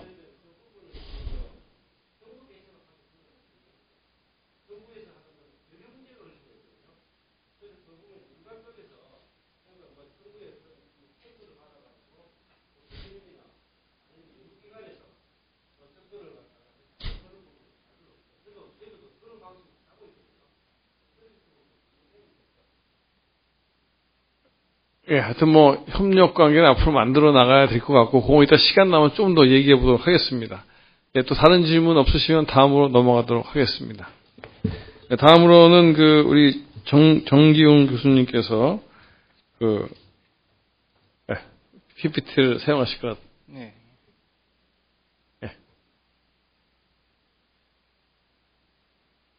예. 한국의 대전교입니다. 먼저 이런 자리를 마련해 주신 조경태 의원님과 백두산 화산재 연구팀 여러분께 감사드립니다. 오늘 들어오시면서 이 자료집을 2권 받으셨을 텐데, 이제 큰 책하고, 그 다음에 작은 책, 두꺼운 책이 있습니다. 이게 이제 지난 7월 4일에 외대에서 그 화산 J팀이 모여서 세미나를 했었고요. 그 이후로 이제 공지를 내서 30여 편의 논문을 투고를 받아서 완격한 심사 과정을 거쳐서 지금 정선된 논문들이 그 특별호에 실려 있습니다. 그래서 자연과학적인 접근들에 관한 여러 가지 그 결과들이 나와 있으니까 궁금하신 분들은 그 책을 참조하시면 될 테고요. 사실 제가 이제 제 팀하고 같이 연구를 했던 건 아니고 이제 저희 센터하고 같이 협업을 하면서 사회과학적인 측면에서 접근이 필요할 것이다라는 이야기가 있어서 이 시나리오를 만들어 봤습니다. 근데 문제는 뭐냐면 사실 이제 안 일어나면 좋죠. 안 일어나면 좋은데 백두산 화산 폭발이 가장 최악의 상태로 최악의 영향을 미친다라고 가정했을 때 이 북한의 이제 급변 사태 발생 가능성이 있습니다. 특히 겨울에 화산 이류에 의한 피해, 화산 재해에 의한 피해, 직접적 화산 마그마에 의한 피해, 황산 홍수에 의한 피해가 한꺼번에 겹친다라고 했을 때, 국경지역 통제의 문제부터 시작해서 북한 내부의 컨트롤 타워가 붕괴될 가능성이 있습니다. 이때 제일 큰 문제는 뭐냐? 북한에서 어떤 사태가 발생한다고 해서 우리가 직접적으로 관여를 할 수가 없다라는 거죠. 일단 땅 자체가 4분의 3은 중국이고 4분의 1은 북한에 속해 있습니다. 그러면 이 상태에서 우리가 간섭할 수 있는 명분이 무엇이냐가 이제 문제가 됩니다. 근데 우리 입장에서는 또 북한이 급작스럽게 통제를 잃고 예를 들어서 교통이 단절이 된다거나 아니면 행정력이 미치지 못해서 중국 쪽으로 이재민이 발생하게 되고 중국 쪽 통제 상태도 이 화산 폭발로 인해서 적절하게 돌아가지 않는다고 가정했을 때 수없이 많은 탈북 난민이 생길 수 있고 그 다음에 사실은 저희가 이제 통일 과정에서 두려워하는 가장 최악의 시나리오는 친중 괴뢰 정권이 사실은 북한에 들어서는 것입니다. 근데 이제 이런 이야기는 사실 국회에서 꺼내기가 조금 애매하긴 한데 여기 사실 이제 많은 시나리오들이 준비가 돼서 이 작전 계획이라든지 아니면 이제 급변 사태 시에 우리가 어떤 식으로 그 북한에 접근을 할 것인가에 관한 연구들이 진행이 되어 있지만 대부분이 비공개입니다. 그래서 이제 제가 여기서 지금 상정해 놓은 것들은 이 공개적으로 논의할 수 있는 수준에서 이야기를 지금 하고 있다는 걸 말씀을 드리고요. 이게 이제 우리의 문제뿐만이 아니라 화산재해에 의한 간접 피해가 주변에 있는 러시아와 일본에까지 미칠 수가 있고 만약에 이것으로 인해서 북한의 급변 사태가 일어난다면 미국이 반드시 발을 당기게 됩니다. 이건 왜냐하면 북한에 존재하고 있는 원자력 발전소 그다음에 그 대량 살상 무기로 인해서 지역 안보하고 직접적인 연관이 있는 문제이기 때문에 여기에 대해서 다른 국가들이 간섭을 안 할래야 안 할 수가 없는 형편입니다. 우리 통일이 국제적인 성격을 띠고 있다는 걸 감안했을 때 따라서 이와 같은 것에 대한 대비가 반드시 필요하다고 볼 수 있습니다. 이 그림은 사실 지금 제목이 조금 애매하게 잡혔는데 통일 과정이라고 되어 있는데 이거 급변 사태 이후 이제 상황 발생 이후 그 외교 국제 분야에서 단계별 조치 상황이라고 지금 사실 제목이 바뀌어야 됩니다. 제가 그냥 통일이 머릿속에 있다 보니까 여기 보면 이제 세 개의 단계로 나눠져 있습니다. 첫 번째는 상황이 발생했을 때 이제 분야별로 대외적, 대내적 조치, 대북한 조치가 되어 있고 일단 위기관리 컨트롤 타워가 가동이 된다고 했을 때 어떤 식으로 조치를 취해야 될 것인가를 지금 이야기하고 있습니다. 그래서 먼저 이제 자연재해 피해 방지를 위한 협조 요청 및 각국 대표단 소집, 그 다음에 급변 사태를 대비한 애기적 조율 및 현안 점검이 대외적 조치로 되어 있고 대내적 조치로는 우리의 이제 대책 컨트롤 타워가 가동된과 동시에 통일 대비를 위한 대내적 준비 작업이 들어간다라고 지금 시나리오를 쓰고 있습니다. 그리고 북한에 대해서는 지원을 완비하고 그리고 외교안보 컨트롤 타워 가동이 돼야 된다. 발생 안 하면 여기서 끝입니다. 사실 이런 이야기하면 북한 측에서는 되게 싫어합니다. 급변 사태라는 말 자체를 거부감을 갖고 있는 데다가 거기다가 화산 폭발 급변 사태라고 그러면 틀림없이 저쪽 반응은 안 그래도 마음에 안 드는데 화산 폭발해서 우리 다 죽으란 말이냐 라는 반응이 나올 수밖에 없습니다. 사실 이건 북한 측 입장에서 봤을 때 굉장히 기분 나쁠 수 있는 시나리오거든요. 하지만 우리 입장에서는 또 대비를 안 할 수가 없다 보니까 일단 이 플로우를 그려봤습니다. 그래서 급변 사태가 발생 안 하면 좋겠지만 발생한다고 했을 때 지금 취해야 되는 몇 가지 이 외교적 조치사항들을 이야기해 놔 있고 만약에 이제 그것이 통일로 이어진다고 했을 때 우리가 신경 써야 되는 사안들을 지금 적어 놨습니다. 이건 이제 다른 연구들에서도 진행이 되고 있는 사안들이긴 한데 문제는 이제 사실은 우리가 정책 과제를 대비했을 때 어떤 접근을 할 것이냐에 대한 준비가 필요한데 가장 큰 문제는 이겁니다. 우리가 주도할 수 있는가? 한국이 주도할 수 있는가? 이게 어렵거든요. 영토적인 문제뿐만이 아니라 우리가 북한에 직접적으로 이제 개입하기 위해서는 국제 조약상의 문제, 미국과의 동맹 문제, 북한과 중국의 동맹 문제, 그 다음에 이제 그 국제 기구의 문제 여러 가지 것들이 함께 얽혀 있어서 한국 주도의 사태 해결이라는 게 사실상 쉽지 않습니다. 불가능하다라고는 말을 못하겠지만 우리가 충분한 익스큐즈와 명분을 만들어내지 못하면 우리 주도의 사태 해결이 실질적으로 난망하다라는 거. 그래서 제일 먼저 돼야 될 것은 지금 이 유사시 한국 개입의 설득 논리 개발입니다. 이걸 위해서 이제 통일공공외교도 발동시키고 있고 주변 사관과 긴밀한 외교관계 협조 체제를 구축하고 있지만 막상 피해가 발생하거나 북한에서 사태가 발생했을 때 어떤 식으로 사태가 진전될지에 대해서는 사실 누구도 예측할 수 없거든요.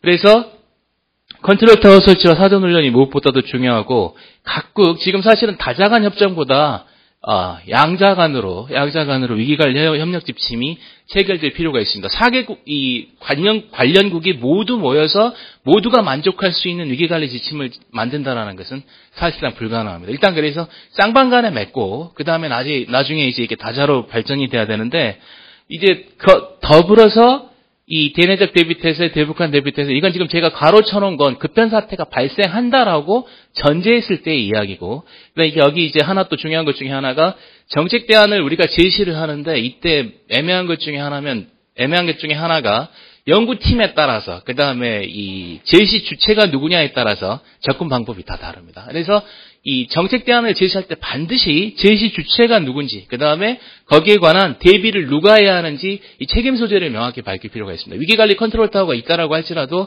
각자의 액션 플랜에 따른 이 롤 배분이 되어지지 않는다면 실제적인 상황에서 굉장한 문제가 생길 수 있었거든요. 그리고 마찬가지로 아까 말씀드린 것처럼 우리가 주도권을 갖고 어떤 상황에 대비하기 위해서는 주변 상황에 대한 전략 계획가 미리 돌아가고 있어야 된다는 거. 그런 의미에서 만들어진 위기관리 시에 컨트롤 타워 협력안이 지금 섹터별로 이게 지금 정부 섹터라면 이건 시장 섹터, 여기 민간 섹터 그리고 국제사회 국제기구를 4섹터로 맞추고 있는 지금 이 컨트롤 타워 그림입니다. 그리고 이제 지금 굉장히 지금 사실 자료집엔 작게 나와 있는데 여기서 이제 대내 및 대북한 조치하고 대외적 조치가 함께 움직여 가야 됩니다. 함께 움직여 가줘야 되는데 이제 볼 수 있는 게 대비 태세를 구축할 때 우리가 이제 재대비를 위한 국내적 역량 강화, 그 다음에 법적, 제도적, 재정적, 인적 기반이 확충되어야 한다라는 이야기를 할 수가 있습니다. 근데 여기에 대해서는 사실 이제 국민적 합의 형성 및 대비 태세가 필요하다라고 이야기를 하는데 통일연구원에서 지금 2011년, 2012년까지 진행하다가 한 해 쉬고 올해 다시 지금 진행하고 있는 것 중에 통일시계라는 프로젝트가 있습니다. 근데 이 통일시계 프로젝트 팀의 연구 결과를 보면 12시가 통일의 시간이라고 했을 때 아직 남과 북에 있어서 통일시계는 6시가 안 됩니다. 즉 아직 그 다음에 이 통일에 대한 비용 부담을 묻는 질문에 대해서 가장 네거티브한 건 20대입니다. 20대와 40대 주부 70%가 네거티브입니다. 그리고 이제 나이가 올라갈수록 그 다음에 성인 남성일수록 통일에 대해서 동정적이고 거기에 대한 비용을 기꺼이 지불하겠다라는 결과가 나옵니다. 그래서 아까 말씀하신 대로 최악의 상황을 위한 재정적 규모가 상정이 돼야 우리가 화산 이 폭발에 대비할 수 있듯이 통일 상황에서도 사실은 어느 정도 돈을 써야 될 것인가, 그 다음에 재난 시에 우리가 북한에 얼마만큼 도와줄 수 있을 것인가에 대한 규모가 사실은 결정이 돼야 되는데 이게 쉽지가 않습니다. 그리고 북한의 경우에는 이제 지금 남북관계가 얼어붙어 있습니다만은 인도적 차원의 협력 강화를 통해서 일단 재해 대비 기술과 도구 지원을 통해야 됩니다. 우리가 데이터를 못 얻는다고 할지라도 일단 그들이 대비할 수 있게 도와줘야 된다라고 봅니다. 그래서 그렇게 됐을 때 유사시 협력 강화를 위한 어떤 조건이 필요한 것이지 데이터 못 주겠다고 지원 안 하고 그냥 알아서 하라고 내버려 둔다면 말 그대로 지금 그래서 북한이 영국하고 손잡고 9월 초에 지금 발표를 해서 안 터질 거다라고 했는데 사실은 제가 연구팀한테 제일 묻고 싶은 질문은 터집니까예요. 터지면 언제 터집니까? 왜 아무도 질문을 안 하시는지 모르겠는데 언제 터집니까? 사실 이제 대략적인 건 추측을 할 수 있다라고 하시잖아요. 우리가 자료가 부족해서 모르는데 이게 2030년이냐 40년이냐에 따라서 북한의 상황이 어떻게 변할지 모르지만 만약에 근시일 내라면 사실 굉장한 폭발력을 갖고 있는 이 사안이거든요. 근데 여기에 대해서 지금 사실은 오늘 조영태 의원님께서 자료를 마련해 주셔서 이런 논의가 되고 있지만 다들 쉬쉬합니다. 그냥 덮고 있는 거죠. 덮고 있는 건데 이게 이제 논란이 됐을 때 사실은 이 프레이밍 자체가 네거티브입니다. 우리가 손실영역 얘기에 대해서 이 통일세라는 걸 좋아하는 세금 들어가는 걸 좋아하는 사람 없는 것처럼 그 다음에 뭔가 우리가 대비해야 되는데 돈을 써야 된다라는 프레임이 잡히면 이건 항상 환영받지 못합니다. 그래서 사실은 적극적 논의가 안 이루어지고 있는 여러 가지 이유 중에 하나이기도 한데 국제 대비 태세에서 제일 중요한 것은 아까 말씀드린 것처럼 우리가 주도권을 잡을 수 있는 어떠한 명분 획득이라는 거죠. 우리 땅이고 우리 문제고 우리 민족이다. 이게 사실은 국제사회에서는 안 먹히거든요. 그래서 어떠한 명분으로 북한 땅과 중국 땅에 있는 백두산이 터졌을 때 그것을 위한 국제적 협력이 필요하다라고 했을 때 남일로 그냥 끌려가는 게 아니라 한국이 그 중심에 서서 컨트롤 타워의 역할을 할 수 있는가에 대한 이 역량 강화와 국제적인 외교 무대의 대비는 미리미리 진행이 되어야 된다는 것이죠. 그래서 이건 지금 사실은 제가 다른 그 연구 결과를 갖고 임의로 지금 서클을 만들어 놓은 건데 만약에 백두산 화산 폭발 대비를 위한 국제적인 협력 기구를 출범시킨다라고 했을 때 이제 이걸 정치적 이유라 3분으로 보고 여기 이제 경제적 이유를 우선한 기타 요인이라고 보고 여기 적극적 참여, 소극적 참여라고 한다면 지금 이게 각자의 스테이터스라고 볼 수 있습니다. 직접적 피해가 가능하고 영향을 받는 한국, 중국, 그 다음에 이제 경제적으로야 도움받고 싶지만 정치적으로 네거티브인 북한, 그리고 이제 그나마 객관적인 러시아, 왠지 조금 네거티브에 가까운 일본, 그 다음에 안 낄 수도 없고 끼자니 적극적으로 헤매한 이 미국의 입장입니다. 이건 이제 사실은 연구 결과라든지 각자 이제 상정하는 전제에 따라서 각기 다른 그림이 그려질 수 있어요. 그냥 임의의 그림이라고 봐주시면 되는데 여기서 보여주는 한 가지는 이게 한 원에 들어갈 수가 없다는 거죠. 동심원이 만들어지지 않습니다. 어떠한 시나리오를 쓴다고 해도 6개국이 하나의 틀 속에서 이 내셔널 인터레스트가 말 그대로 이렇게 합의점에 도달한다라는 건 거의 힘들다는 아닙니다. 그러면 어떻게 하면 여기 있는 이걸 여기까지 끌어올리고 여기를 이렇게 위치시키고 해서 함께 움직일 수 있는가? 여기에 대한 이제 방안 대비가 우리 이 외교팀에서 또 통일팀에서 준비해야 될 것이라고 할 수 있습니다. 이건 이제 자연재해는 자연재해대로 간다라고 하지만 그것에 대한 대비와는 다르게 사실은 정치외교 사회적인 문제는 미리 대비가 되지 않았을 경우 나중에 이제 그때 돼서 뭐 법을 제정하고 아니면 이제 그 외교적인 이 어떤 시도를 한다는 게 사실은 거의 불가능한 일입니다. 그래서 이건 미리미리 사실은 통일과 함께 급변사태 대비의 시나리오 중에 하나로서 백두산 화산 폭발이 반드시 포함되어야 된다는 이야기입니다. 예, 질문 있으면 해주십시오. 예. 마이크 없네.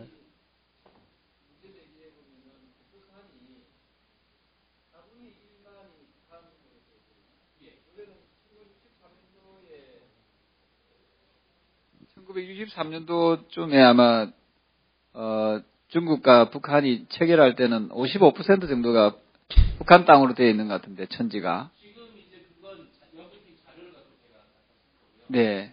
전토적으로 봤을 때 4분의 3 정도가 북한에 4분의 3 정도가 북한 중국 쪽으로 가 있습니다.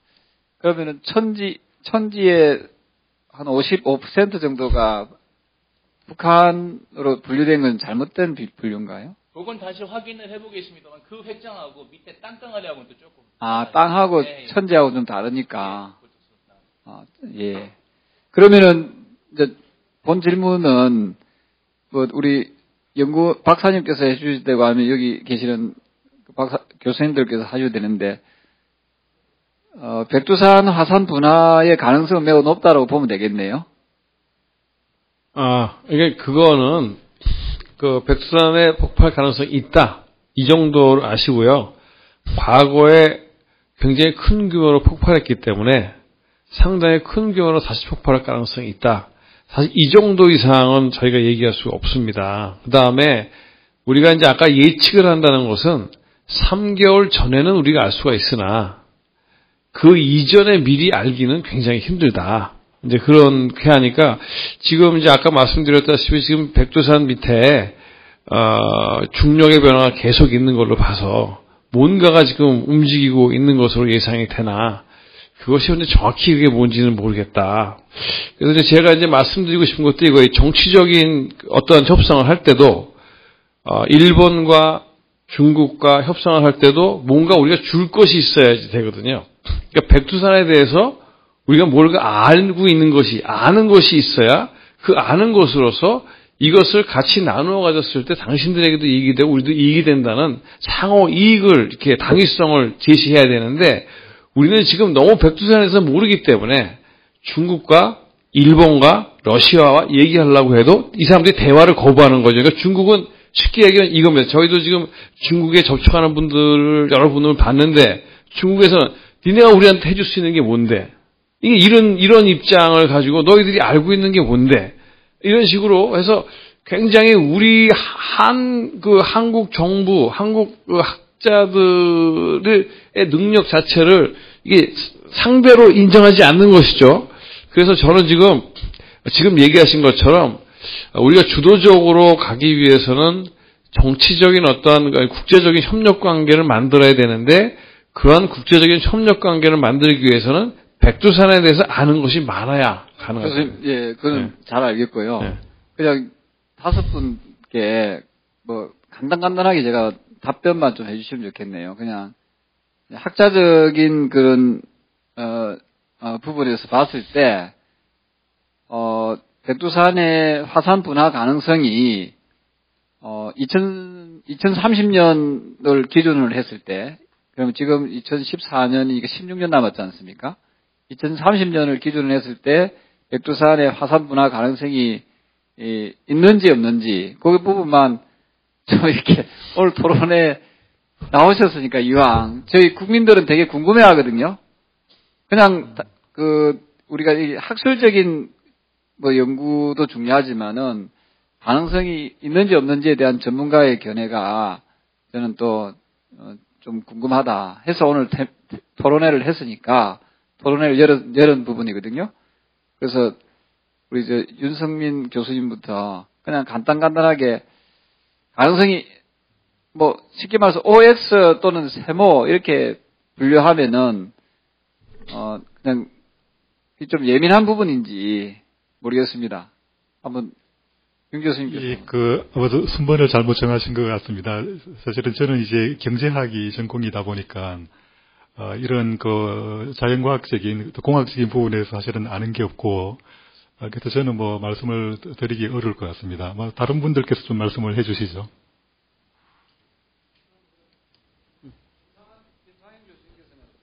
백두산 화산 분화에 대해서 어떤 가능성?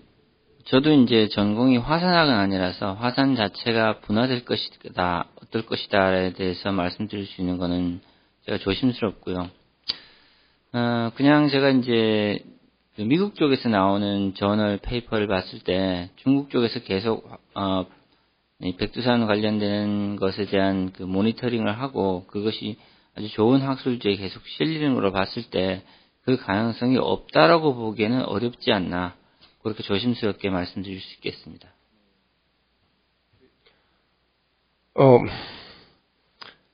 저도 전공은 화산학이 아닙니다. 말씀드렸다시피 제가 수공학인데요. 그러나 제가 같이 이 팀에서 이제 그 백두산 화산 분화의 팀의 일원으로서 연구를 하면서 제가 지켜본 바로는 아까 질문자 중에 한 분은 누가 말씀하셨습니다. 우리나라의 화산학자 연구하시는 분이 5분 내외라고요. 제가 주변에 지켜본 바로는 빵명이었습니다. 빵명. 누구나가 분명히 누군가는 저런 질문을 하시는데 누구나가 대답을 할 수 있는 분이 한 명도 없었다는 거죠. 저는 제가 지금 답변을 드리는 건 분명히 외국의 저널을 읽고 그 다음에 제가 나름대로 그 외국의 학자들과 교류를 하면서 얻은 간접 지식입니다. 그래서 그 화산학자들과 제가 화산을 직접 방문하면서 얻은 간접 지식이고요. 뉴질랜드도 방문했었고 일본의 그 화산도 방문하면서 학자들하고 만나서 이제 간접 지식인데 기본적으로는 제가 얻은 지식들은 화산에 대해서 분화 가능성이 있다라는 내용의 논문은 여러분들이 잘 아는 사이언스라는 네이처에 분명히 나와 있습니다. 나와 있고 그 다음에 제가 직접 방문했던 뉴질랜드 학자들은 이 백두산에 관해서 많은 관심이 없습니다. 분명히. 그러나 중국 학자들하고 일본 학자들은 가능성이 있다라는 전제하에서 지금 현재 연구를 하고 있고요. 그 다음에 일본에서는 거의 최근에 백두산의 연구를 실제로 일본 학자들이 제일 많이 하고 있는 걸로 알고 있습니다. 우리나라에는 이 백두산의 분화가 있다 없다 분위기를 띄우는 분들도 대부분은 외국에 학회에 가가지고 그냥 일본 학자들이 발표하는 거나 중국 학자들이 발표하는 걸 듣고 와가지고 그렇구나 하면서 흉내만 내는 정도라고 생각합니다. 이 토론자이기 때문에 제가 제 전공 분야가 아니고 과감하게 말씀드리겠습니다. 분명히 단지 연구비나 따내려고 그러고 내가 저기 연구의 한 일원이다, 내 거다라는 어떤 그 명분만 찾아가지고 연구만 하려는 욕심만 있지 어떤 민족적인 어떤 자존심이나 자긍심 그러니까 정부에 대한 어떤 내가 공명심 이런 거는 분명히 조금 부족하다는 생각이 저는 들었고요. 일본 학자들의 결론에 의하면 2035년까지 분명히 우리나라 백두산이 분화가 일어날 확률이 90% 이상이다라는 결론을 제가 분명히 본 적이 있고요. 그 다음에 사이언스 보면 스톤이라는 사람이 여기에 대해서 분명히 의심을 했고, 중국 학자들은 실제로 제가 아까 말씀드렸다시피 중국 학자들은 2000년대 초반에 분위기를 얻고 실제로 관측소로 이동을 했습니다. 그거는 분명히 간접적인 뭔가를 의미를 한다고 보고요. 그 다음에 제가 중국 지진국을 방문했을 때 지앙동 수라는 짱의 간접적인 분위기를 봐서도 분명히 여기에 대해서는 자기들은 충분하게 어떤 일련의 액션들을 취했고, 그 다음에 지금 각국에 있는 연구들을 지켜보고 있는 상태라는 거는 제가 간접적으로 뭔가를 의미하지 않나 이렇게 생각을 해봅니다. 예.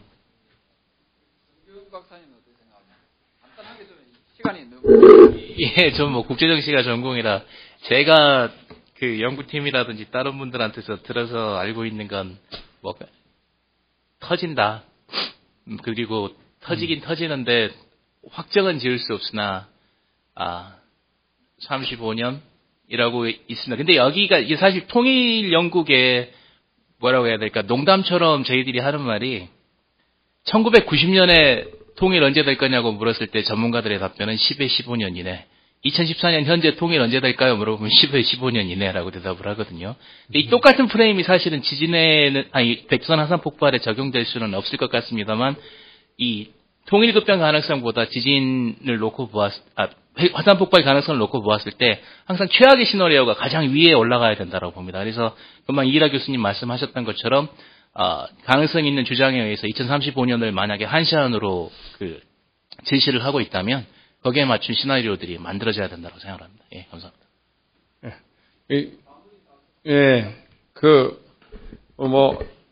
이제 화산에 폭발을 할 거냐 안 할 거냐라는 가장 근접한 학문을 제가 이제 하고 있는데요. 가능성이 있으니까 아까 조사를 하는 겁니다. 가능성이 조사하는데 지금 국민들이 관심은 많으나 투자에는 연구하는 데에 연구비도 별로 없고, 국가에서 중국과의 어떠한 적극적인 어떠한 협상이나 북한과의 협상도 하지 않은 상태에서 사실 정확하게 일어난다 안 일어난다 얘기한다면 그것이 잘못된 것으로 생각이 됩니다. 그렇지만 아까 말씀하신 것처럼 최악의 시나리오를 항상 염두에 두어 여러 가지에 대한 가능성을 생각해야 된다. 그리고 백두산은 터질 가능성이 있기 때문에 우리가 지금 연구하고 있다. 이렇게 생각하시면 되고, 세모로 치시면 딱 될 것 같습니다. 예. 얘기하실 게 또 있으시면. 예. 오늘 이렇게 자리를 우리 조 의원님이 만들어 주시고, 또 이렇게 많은 여러 교수님들이 와서 말씀해 주시고, 우리가 백두산에 대해서 한번 생각할 수 있는 좋은 기회가 됐던 것 같습니다. 오늘 그러면 이것은 이 정도로, 네. 우리 조 의원님이 마무리 말씀을 좀 하시고요. 이걸 좀 정리하는 시간을 갖도록 하겠습니다.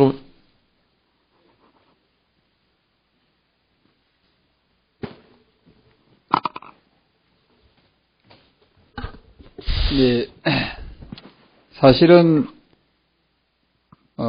어떤 사고든 자연재해든 안 나는 게 제일 최선이다라고 봅니다. 최상의 컨디션을 유지하는 건데요. 근데 저는 어떠한 자연재해의 가능성이 1%라도 있으면은 거기에 대해서 적절하게 대비하고 또 거기에 대한 많은 투자가 있어야 된다 이렇게 보고 있습니다. 오늘 5분의 발표자와 또 토론자분께서 수고 많이 하셨고요. 다만 좀 다소 우리 학계에서 앞서 우리 몇 분의 토론자분께서도 말씀 주셨습니다만은 이게 자연과학을 연구하는 분들은 조금 더 사회적 책무를 가지고 추진해 나가야 된다 이런 생각입니다. 무슨 말씀인가 하면은 4대강을 지난 이명박 정부 때 추진했을 때 찬반 논란이 상당히 많이 있었습니다. 근데 가장 전문가라고 할 수 있는 학계에서는 침묵을 했거든요. 일반인들이 그냥 이걸 정치적으로 쟁점화해서 하다 보니까 그 4대강을 왜 저지해야 되느냐에 대한 그 순수성이 많이 왜곡이 되었습니다. 마찬가지로 이러한 백두산 화산 분화와 같은 큰 이슈에 대해서는 학계에서 치열한 논쟁이 있어야 된다 하는 생각을 합니다. 그것을 바탕으로 정치권에서도 또 우리 사회에 있는 분들도 관심을 가지게 되고 또 거기에 대해서 또 생산적인 토론이 이루어질 수 있지 않을까 하는 생각을 합니다. 그것이 저는 학자적 양심이다 이렇게 보고 있습니다. 우리 국회에서는 백두산 화산 분화와 관련해서 여러분들께서 필요한 부분이 있다라면은 정부와 함께 정부의 촉구도 하고 또 필요한 또 예산 지원을 위한 그런 여러 가지 뒷받침을 위해서 노력을 여야가 함께 벌려나가도록 하겠습니다. 아무쪼록 오늘 이 토론회가 를 통해서 국민들께 보다 안심할 수 있는 그런 사회로 만들어 나가는데 적극적인 그런 모습으로 발전하기를 진심으로 바라겠습니다. 다시 한 번 더 발전을 해주신 우리 오창환 교수님과 여러 교수님들께 박사님께 진심으로 감사드리고 끝까지 자리를 함께해 주신 여러분께도 진심으로 감사하다는 말씀을 드리겠습니다. 고맙습니다. 예, 그러면 이것으로 토론회를 마치도록 하겠습니다. 감사합니다. 수고들 하셨습니다.